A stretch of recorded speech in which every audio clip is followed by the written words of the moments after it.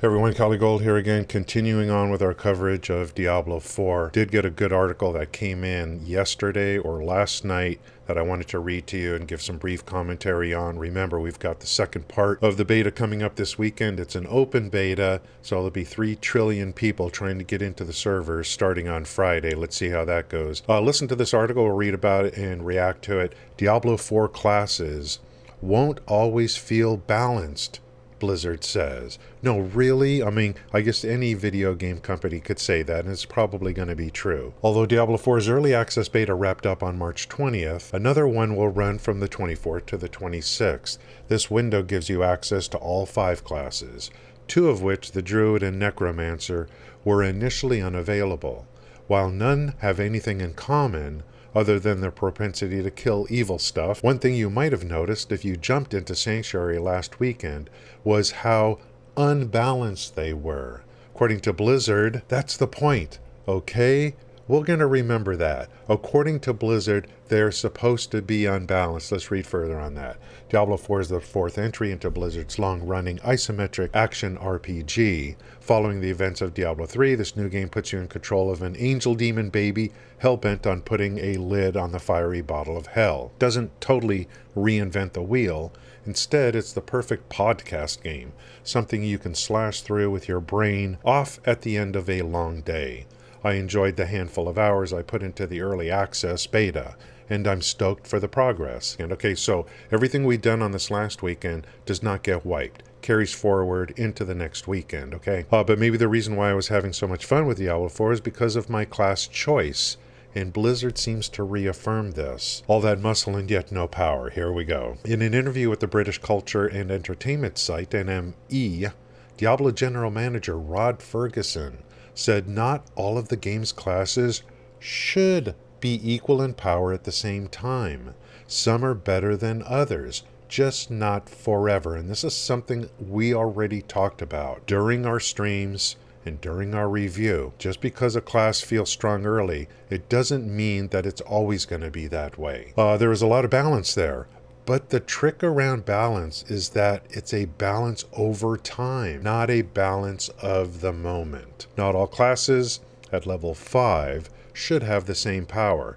Due to the enchantment specialization, sorcerers will have the most skills of any class, because with barbarians having 4 weapons, they will have the most legendary slots of any class. When you take that across all of them, there will be different points in time where a barbarian is in some ways a little bit underpowered compared to some of the other classes in, say, the first 10 or 20 levels. Okay, so what we experienced over the weekend was so obvious to everyone. You only can go up to level 25. The barbarian was so weak. Okay, so that's their excuse here. Let's see if that pans out. However, Ferguson's comment does not make some sense, some being the operative word here.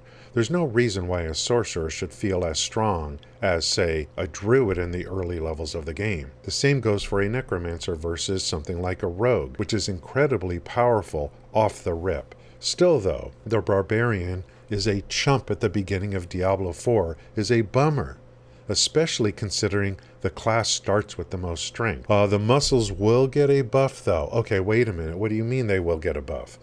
The community seems to feel this too, essentially noting that Barb's muscles are all for show. On the game's subreddit were folks dissing barbarians for feeling weak, having a hard time beating bosses, and lacking mobility. Twitter players expressed the same sentiment, saying the class is grossly underpowered. It won't always be that way though. Ferguson clarified that when Barbs hit mid to late game, particularly with the number of legendary weapons they can hold, the tanky class can start botting devils and demons. But when you get to level 30 to 40 and legendaries are falling a lot, barbarians can be super strong. So they're saying because of all the weapon slots, and you have expertise with each weapon as well, we saw that. When you use the weapons, they level up. So they're saying Barb early game, weak, mid to late game will become super strong because of those reasons. But when you get to level 34, the legendaries are falling a lot, barbarians can be super strong. Then there are things around skill gap, which I think is built into it. I think the agility and mobility of a rogue is harder to play than a necromancer that has 12 skeletons fighting on their side that can just send out and fight. So he's talking about the skill gap balance. Game director Joe Shelley reiterated Ferguson's point, saying that Barb players will see some tweaks that should make the mid to late game grind less frustrating and more satisfying. So I don't understand what they're trying to say here. I thought they already said mid to late game, the Barb becomes strong. Here they're saying that mid to late game, there are going to be some tweaks to make it less frustrating. So which way is it? Are you acknowledging that they are weak across the board? We don't want a player who creates a barbarian to feel weak at low levels. So we need to balance the class so that their strength at the end of the game is realized in that they are powerful, but without making the game unfair at low levels. So are you going to change the Barb out of the gate or not? Of course, with a game like Diablo 4, the classes aren't balanced such that everyone is exactly the same power level, 35, 36, 37, and beyond.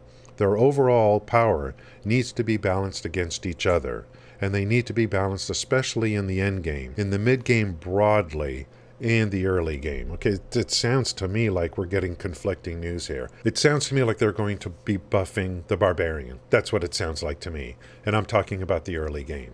It's not going to be overpowered. I think they're going to be making some changes to the Barb to where you don't feel so weak at the early game. There's comfort in knowing that the class, known for its strength, should see a few adjustments to prove that the muscles aren't just compensating for something. Still, though, it sucks knowing that players who go for the Swole class will have a tough time in Diablo 4's early levels. All right, just to add a little bit to the article, I feel like during my gameplay I did start with a barbarian actually. By the time we were done with the weekend, I just came to the conclusion that the barbarian actually appears to me to have the best support skills for the team. So I just figured that maybe they did this because the barbarian is going to be so strong as a support player later. There was no mention in this article about the intent of making the barbarian a support class. Thank you guys. Have a great day.